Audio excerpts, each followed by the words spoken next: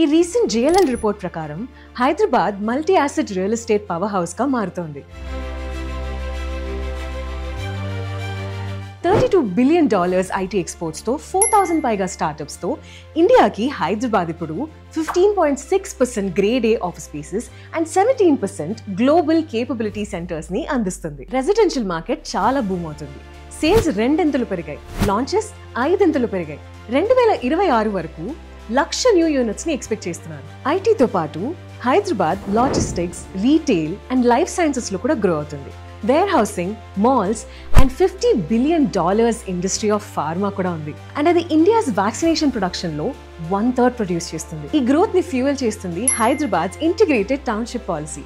Large scale self sustained communities ని encourage చేస్తుంది. Mega master plan 2050 infrastructure, sustainability and economic expansion మీద focus చేస్తుంది. Future upcoming projects like AI city, Mucherla 4.0 and pharma villages Hyderabad లో regional ring road కనెక్టివిటీని boost చేస్తుంది.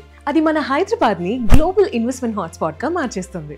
Multiple sectors లో record breaking growth తో Hyderabad real estate లో కొత్త బెంచ్ మార్క్స్ సెట్ చేస్తుంది. మరి ఇలాంటి ఫ్యూచర్ లో ఇన్వెస్ట్ చేయాలిగా. Are you ready to invest in this future?